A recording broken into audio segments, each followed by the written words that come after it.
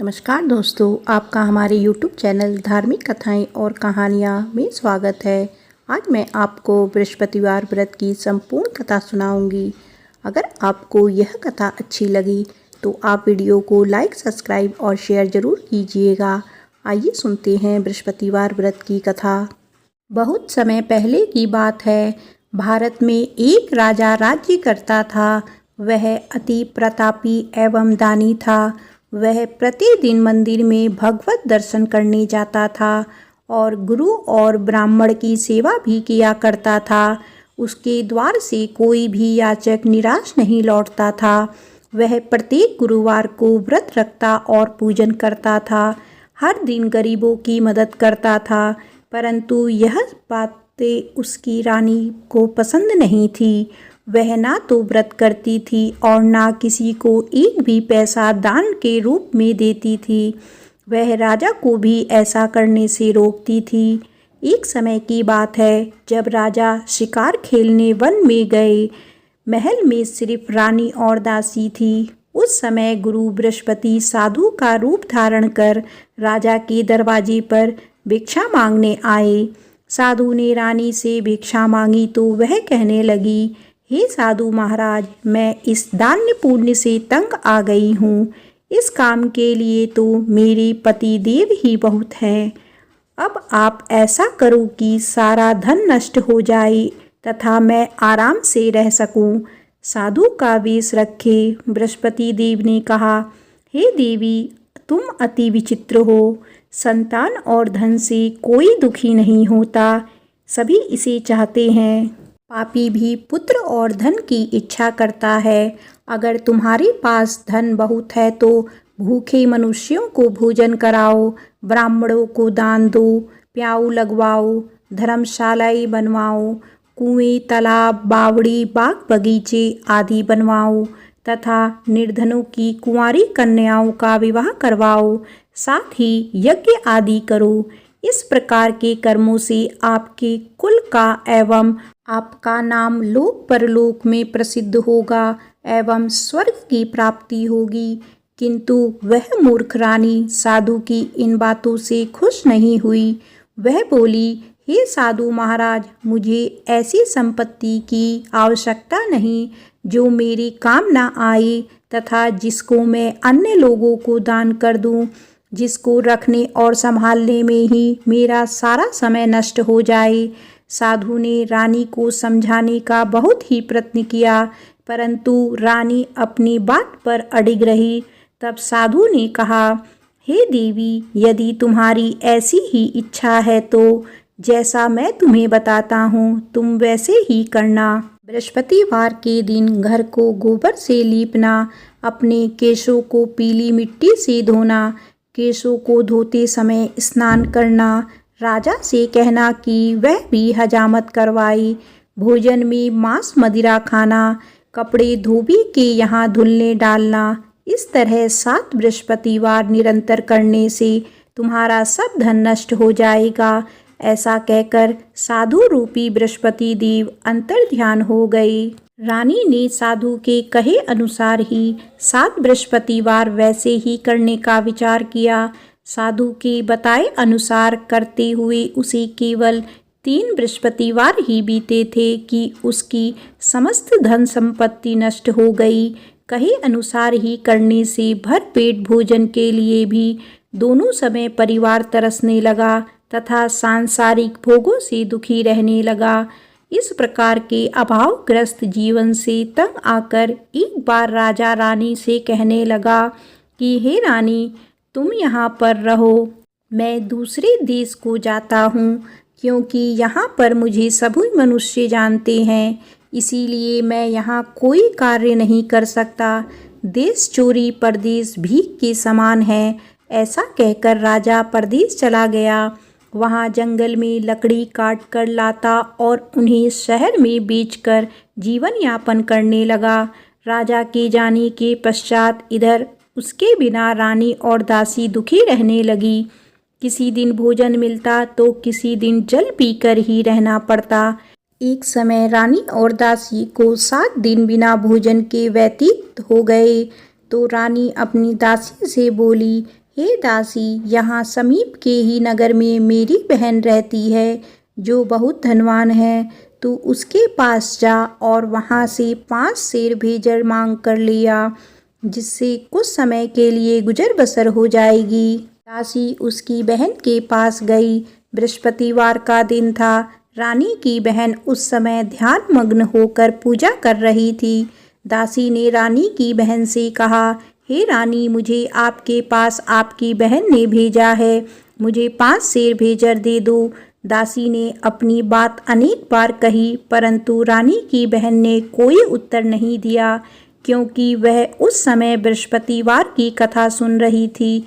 रानी की बहन से जब दासी को कोई अपेक्षित उत्तर नहीं मिला तो वह अति दुखी हुई। उसे क्रोध भी आया। लौटकर वह रानी से बोली, हे रानी, आपकी बहन बहुत धनी स्त्री है, परंतु वह अति घमंडी भी है। वह छोटे लोगों से बात भी नहीं करती। 5 सेर भेजर देने के लिए मैंने उससे बहुत बार कहा, परंतु उसने कोई उत्तर नहीं दिया। इस प्रकार मुझे निराश एवं खाली हाथ लौटना पड़ा। रानी बोली, हे दासी, इसमें मेरी बहन की किसी प्रकार का कोई दोष नहीं है।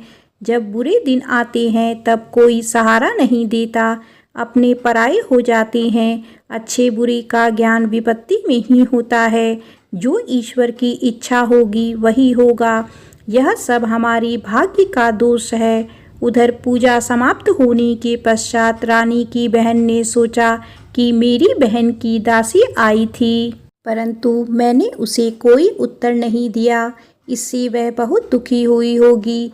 कथा सुनकर तथा विष्णु भगवान का प्रसाद ग्रहण कर वह अपनी बहन के घर आई तथा बोली, हे बहन, मैं बृहस्पतिवार का व्रत कर रही थी। तुम्हारी दासी आई, परंतु कथा समाप्त होने से पूर्व ना उठते हैं और ना ही बोलते हैं, इसीलिए मैं नहीं बोली। बताओ दासी, किस कार्य से मेरे पास गई थी? रानी बोली, बहन, हमारे घर अनाज नहीं था तथा राजा परदेश गए हुए हैं।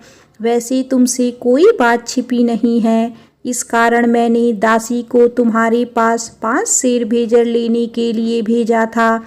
इस पर रानी की बहन बोली, हे बहन, बृहस्पति भगवान सबको मनवांछित फल देते हैं। देखो, शायद तुम्हारे घर में किसी कोने में अनाज रखा हो। यह सुनकर रानी की बहन की बातें से विस्मित होकर दासी घर के अंदर गई तो वहाँ उसे एक घड़ा भेजर का भरा मिला।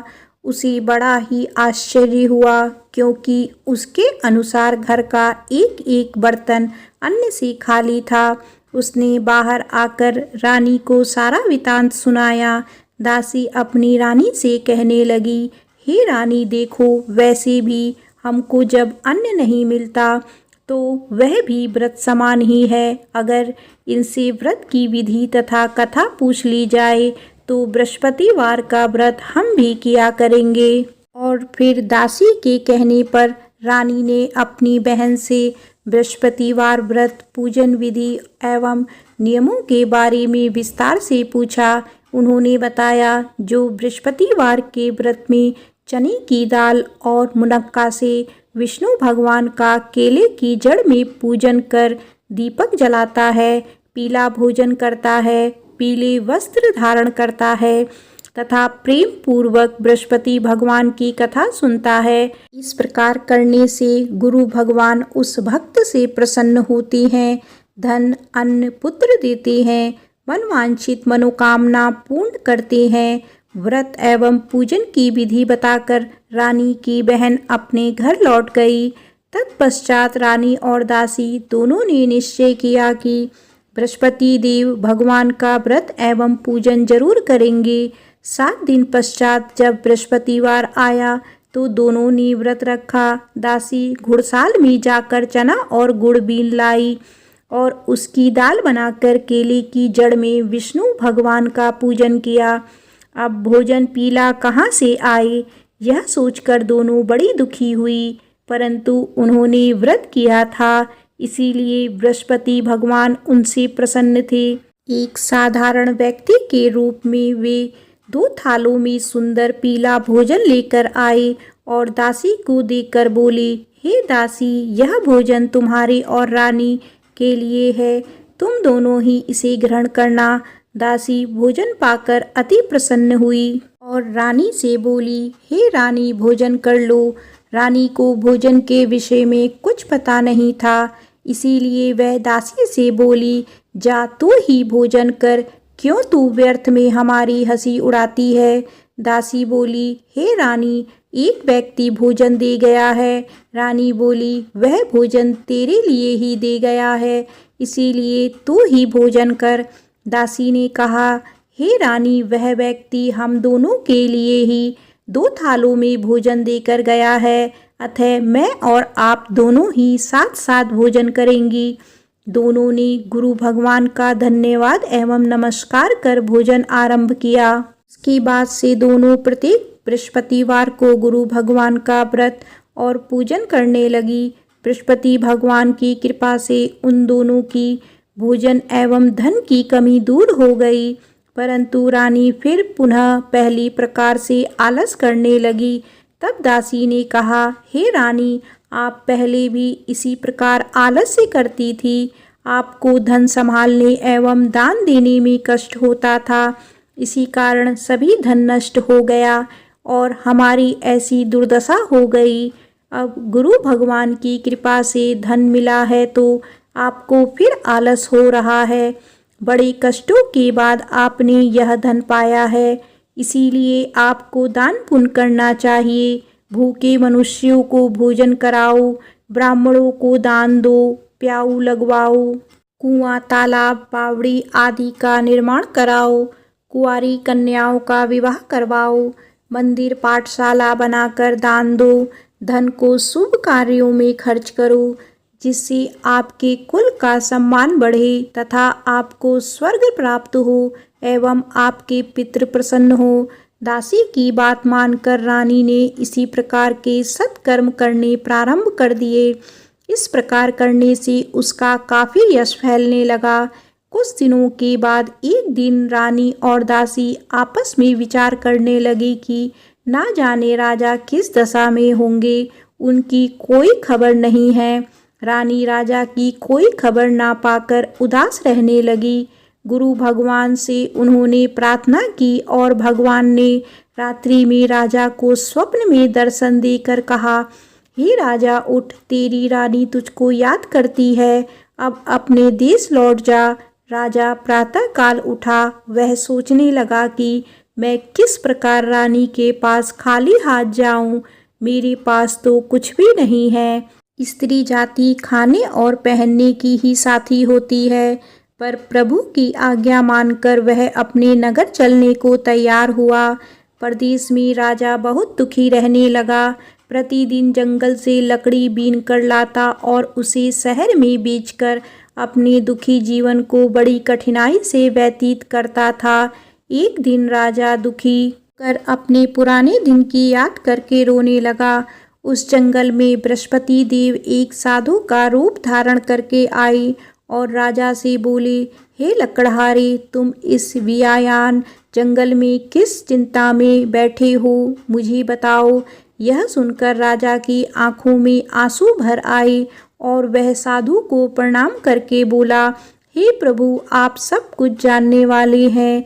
इतना कहकर राजा ने साधु को अपनी समस्त व्यथा सुना दी। तब साधु रूपी गुरु भगवान राजा से बोले, हे राजन, तुम्हारी पत्नी ने बृहस्पतिवार के दिन बृहस्पति देव का अपमान किया था, जिसके कारण तुम्हारी यह दुर्दशा हुई। अब तुम किसी प्रकार की चिंता मत करो, भगवान तुम्हें पहले से अधिक धन प्रदान करेंगे। देखो, तुम्हारी पत्नी ने बृहस्पतिवार का व्रत आरंभ कर दिया है। अब तुम भी बृहस्पतिवार का व्रत करके चने की दाल व गुड़ जल को लोटे में डालकर केले का पूजन करो, फिर कथा कहो या सुनो। भगवान तुम्हारी सभी इच्छाएं की पूर्ति करेंगे। साधु के वचन सुनकर राजा बोला, हे प्रभु, मुझे लकड़ी बेचने के पश्चात इतना पैसा भी नहीं बचता कि भोजन करने के उपरांत कुछ भी बचा सकूं। मैंने रात्रि में अपनी रानी को व्याकुल एवं व्यथित देखा है। मेरे पास कोई साधन नहीं जिससे उसका समाचार भी जान सकूं। इसके अतिरिक्त मैं बृहस्पति देव की कथा भी नहीं जानता, जिसे कह या सुनकर मैं व्रत धारण कर भगवान बृहस्पति देव का पूजन कर सकूं। साधु ने कहा, हे राजा, तुम किसी बात की चिंता ना करो। बृहस्पतिवार के दिन तुम नित्य की भांति लकड़ियां लेकर शहर में जाओ। तुम्हें रोज से दुगना धन प्राप्त होगा, जिससे तुम भली भांति भोजन कर लोगे तथा गुड़ एवं चने का प्रसाद खरीदकर बृहस्पति देव की पूजा भी कर सकते हो। बृहस्पतिवार की कहानी इस प्रकार से है। प्राचीन समय में एक बहुत ही निर्धन ब्राह्मण था। उसके कोई संतान नहीं थी। ब्राह्मण नित्य पूजा पाठ करता। ब्राह्मण स्वभाव से दयालु तथा धार्मिक विचारों वाला व्यक्ति था, परंतु उसकी पत्नी बहुत मलिनता के साथ रहती थी। वह ना तो स्नान करती थी और ना किसी देवता की पूजा करती। सुबह उठते ही सर्वप्रथम भोजन करती, बाद में घर के अन्य कार्य करती। अपनी पत्नी की ऐसी आदत के कारण ब्राह्मण देवता बहुत दुखी थे। वह अपनी पत्नी को बहुत समझाते, किंतु उसका कोई परिणाम ना निकलता। भगवान की कृपा से ब्राह्मण की स्त्री के कन्या उत्पन्न हुई। वह कन्या ब्राह्मण के घर में बड़ी होने लगी। वह बालिका प्रातःकाल ही स्नान करके भगवान विष्णु का जप करती, बृहस्पतिवार का व्रत भी करने लगी। पूजा पाठ समाप्त कर पाठशाला जाती तो अपनी मुट्ठी में जौ भर कर ले जाती और पाठशाला जाने के रास्ते में डालती जाती। भगवान बृहस्पति की कृपा से वही जौ स्वर्ण के हो जाते थे, तो लौटते समय उनको बीनकर घर ले आती। एक दिन वह बालिका सूप में उन सोने के जौ को फटक कर साफ कर रही थी। तभी उसकी माँ ने उसे देख लिया और कहा, हे बेटी, सोने के जौ को फटकने के लिए सूप भी सोने का ही होना चाहिए। दूसरे दिन बृहस्पतिवार था। कन्या ने व्रत रखा और भगवान बृहस्पति से प्रार्थना करके कहा, हे प्रभु, यदि मैंने सच्चे मन से श्रद्धा पूर्वक आपका पूजन एवं व्रत किया हो तो कृपया करके मुझे सोने का सूप दे दो। बृहस्पति देव ने उसकी प्रार्थना स्वीकार कर ली। नित्य की भांति वह कन्या जौ फैलाती हुई पाठशाला चली गई। पाठशाला से लौटते कर जब वह जौ बीन रही थी तो बृहस्पति भगवान की कृपा से उसे सोने का सूप प्राप्त हुआ। उस सोने के सूप को वह घर ले आई और उसमें जौ साफ करने लगी, परंतु उसकी माँ का आचरण वैसा ही रहा। एक दिन वह कन्या सोने के सूप में जौ साफ कर रही थी। उसी समय अचानक उस नगर का राजकुमार वहां से होकर निकला। कन्या के रूप एवं कार्य को देखकर राजकुमार कन्या पर मोहित हो गया। राजमहल लौटकर राजकुमार अन्न तथा जल त्याग कर उदास होकर लेट गया। राजा को जब अपने पुत्र द्वारा अन्न जल त्यागने का समाचार प्राप्त हुआ तो अपने मंत्रियों के साथ वह राजकुमार के पास आई और बोली, हे बेटा, तुम्हें किस बात का दुख है? किसी ने तुम्हारा अपमान किया है अथवा कोई और कारण है तो मुझे बताओ, मैं वही करूँगा जिससे तुम प्रसन्न होगे। राजकुमार ने अपने पिता की बातें सुनी तो वह बोला, आपकी कृपा से मुझे किसी प्रकार का कष्ट नहीं है। किसी ने मेरा अपमान भी नहीं किया है, परंतु मैं उस कन्या के साथ विवाह करना चाहता हूँ जो सोने के सूप में सोने के जौ फटक रही थी। यह सुनकर राजा आश्चर्य में पड़ गया और बोला, हे राजकुमार, इस तरह की कन्या का पता तुम लगाकर मुझे बताओ, मैं तुम्हारा विवाह उसके साथ अवश्य ही करा दूंगा। राजकुमार ने प्रसन्न होकर राजा को उस ब्राह्मण कन्या के घर का पता बताया। राजा के आदेश पर मंत्री उस कन्या के घर गया और राजा को आदेश ब्राह्मण को कह सुनाया। 6 दिन बाद ब्राह्मण की कन्या का विवाह राजकुमार के साथ हो गया। घर से कन्या के विदा होते ही उस ब्राह्मण के घर में पहले की तरह निर्धनता वापस आने लगी। अब भोजन के लिए अनाज भी बड़ी मुश्किल से मिलता था। एक दिन दुखी होकर ब्राह्मण देवता अपनी बेटी से मिलने गए। बेटी पिता की ऐसी अवस्था को देखकर अत्यंत दुखी हुई और उसने अपनी माँ का समाचार पूछा। ब्राह्मण ने पुत्री को सभी हाल कह सुनाया। पुत्री ने अपने पिता को बहुत सा धन देकर विदा कर दिया। इस प्रकार ब्राह्मण का कुछ समय सुखपूर्वक व्यतीत हुआ, लेकिन धन समाप्त होने के बाद स्थिति पूर्ववत हो गई। ब्राह्मण फिर अपनी पुत्री के यहाँ गया और उससे सभी हाल कह सुनाया। पुत्री बोली, हे पिताजी, आप अपने साथ माताजी को यहाँ लिया लाओ। मैं उन्हें वह विधि बता दूंगी जिससे दरिद्रता दूर हो जाएगी। ब्राह्मण देवता अपनी पत्नी को साथ लेकर अपनी पुत्री के पास राजमहल पहुँचे तो पुत्री अपनी माँ को समझाने लगी, हे माँ, तुम सुबह उठकर सर्वप्रथम स्नान आदि करके भगवान विष्णु का पूजन किया करो तो सब निर्धनता दूर हो जाएगी। तो उसकी माँ ने उसकी एक ना मानी। वह सुबह उठकर सर्वप्रथम अपनी पुत्री के घर में बचा जूठन खा लेती थी। एक दिन उसकी बेटी को अपनी माँ पर बहुत गुस्सा आया। उसने उस रात को कोठरी में खाने का सारा सामान निकालकर अपनी माँ को उसमें बंद कर दिया। प्रातः कोठरी से अपनी माँ को निकालकर तथा स्नान आदि कराकर पूजा पाठ करवाया तो उसकी माँ की बुद्धि ठीक हो गई। इसके बाद वह प्रतिदिन पूजा पाठ करती और प्रत्येक बृहस्पतिवार को व्रत भी रखने लगी। इस व्रत के प्रभाव से उसकी माँ भी अत्यंत धनवान तथा पुत्रीवती हो गई और बृहस्पति देवता की कृपा से वृद्धावस्था में मृत्यु को प्राप्त कर स्वर्ग को गई। वह ब्राह्मण भी सुखपूर्वक इस लोक का सुख भोग कर स्वर्ग को प्राप्त हुआ। इस प्रकार कहानी कहकर साधु देवता वहाँ से अंतर्ध्यान हो गए। धीरे धीरे 6 दिन का समय बीत गया तथा बृहस्पतिवार का दिन आ गया। लकड़हारा रूपी राजा जंगल से लकड़ी काटकर किसी शहर में बेचने गया। आज उसे और उस दिनों से अधिक धन मिला। राजा ने चना, गुड़ आदि लाकर भगवान विष्णु का पूजन किया तथा बृहस्पतिवार का व्रत किया।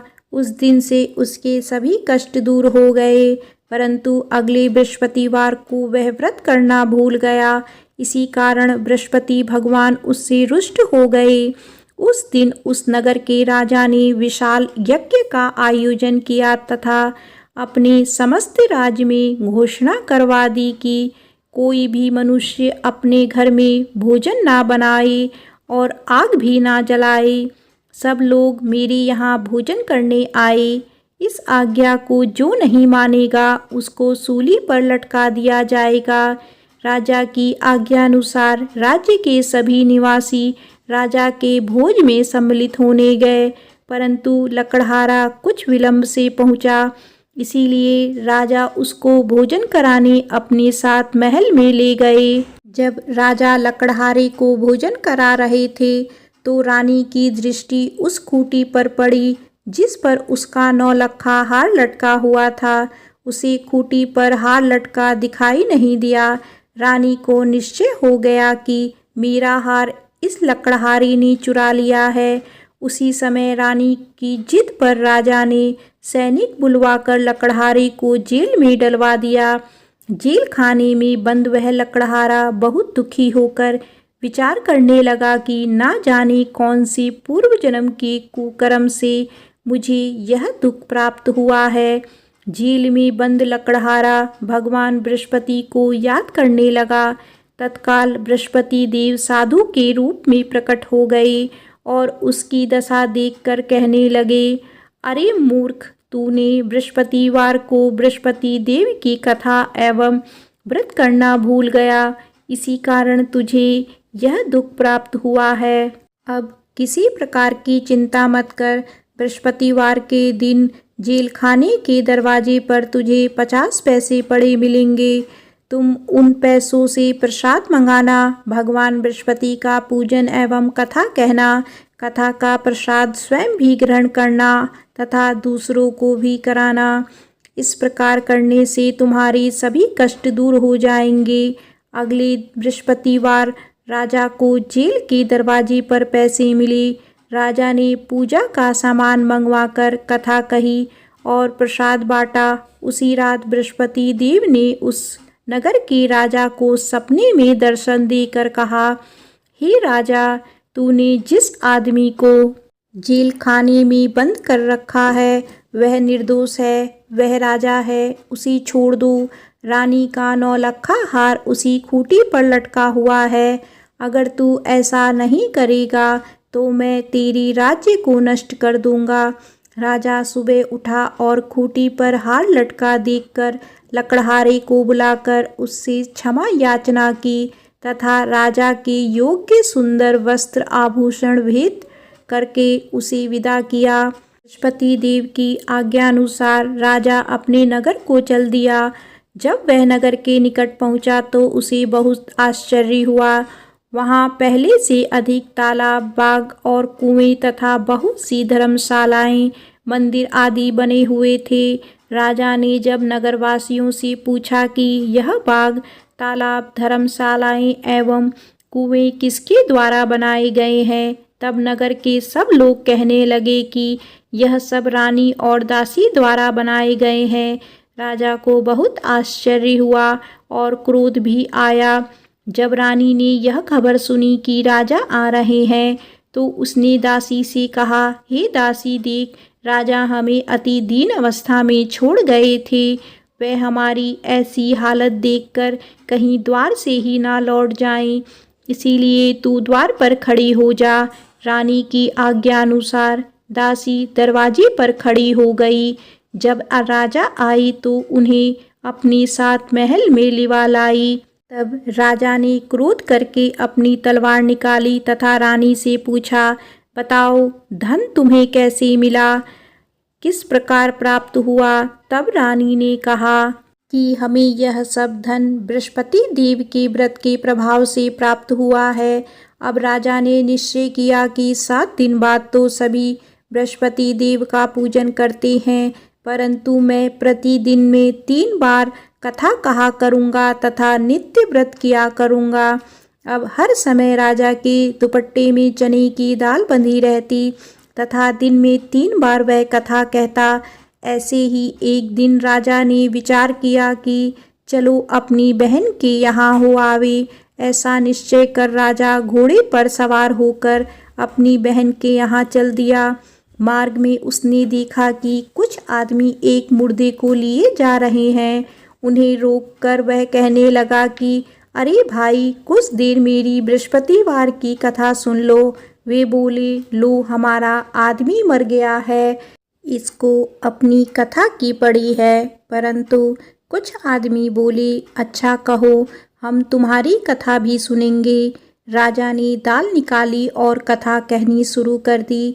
जब कथा आधी हो गई तो मुर्दा हिलने लगा और जब कथा समाप्त हुई तो राम राम करके वह मुर्दा खड़ा हो गया। राजा आगे चला। उसे चलते चलते शाम हो गई। आगे मार्ग में उसे एक किसान खेत में हल चलाता मिला। राजा उससे बोला, अरे भैया, तुम मेरी बृहस्पतिवार की कथा सुन लो। किसान बोला, जब तक मैं तेरी कथा सुनूंगा तब तक 4 हरैया जोत लूँगा। जाओ भैया, तुम अपनी कथा किसी और को सुनाना। राजा आगे चलने लगा। राजा के हटते ही किसान के बैल पछाड़ खाकर गिर गए और किसान के पेट में बहुत तेज दर्द होने लगा। उसी समय किसान की माँ रोटी लेकर आई। उसने जब यह देखा तो अपने पुत्र से सब हाल पूछा। बेटे ने सारा हाल बता दिया। किसान की माँ दौड़ी दौड़ी घोड़े पर सवार राजा के पास गई और उससे बोली, मैं तेरी कथा सुनूंगी, तू अपनी कथा मेरे खेत पर ही चलकर कहना। राजा ने लौटकर किसान के खेत पर जाकर कथा कही, जिसे सुनते ही बैल खड़े हो गए और किसान के पेट का दर्द भी बंद हो गया। आगे चलकर राजा अपनी बहन के घर पहुंच गया। बहन ने भाई की खूब आव भगत की। दूसरे दिन सुबह राजा जागा तो उसने देखा कि सब लोग भोजन कर रहे हैं। राजा ने अपनी बहन से पूछा कि यहाँ कोई ऐसा मनुष्य है जिसने भोजन नहीं किया हो और जो मेरी बृहस्पतिवार की कथा का श्रवण कर ले।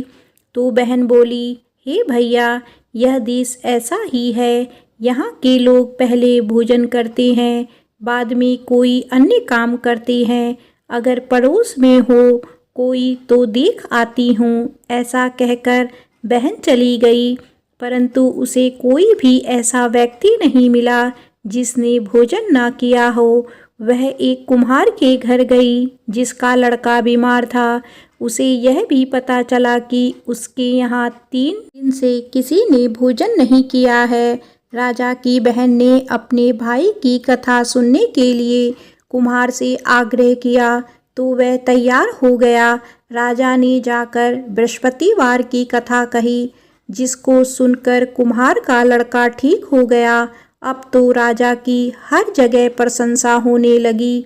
कुछ दिन बाद एक दिन राजा ने अपनी बहन से कहा, हे बहन, मैं अपने घर जाऊंगा, तुम भी तैयार हो जाओ। राजा की बहन ने अपनी सास से अपने भाई के साथ जाने की आज्ञा मांगी। सास बोली, चली जा, परंतु अपने लड़कों को यहीं छोड़ जाना, क्योंकि तेरे भाई के कोई संतान नहीं होती है।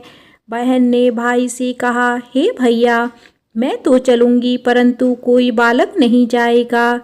राजा ने कहा, जब कोई बालक साथ नहीं चलेगा तब तुम ही क्या करोगी। दुखी मन से राजा अपने नगर को लौट आया। राजा अपनी रानी से बोला, हम निर्वंशी राजा हैं, हमारा मुँह देखने का भी धर्म नहीं है। वह उदास होकर बिना भोजन किए शैया पर लेट गया। रानी बोली, हे प्रभु, भगवान बृहस्पति ने हमें सब कुछ दिया है, वे हमें संतान भी अवश्य देंगे।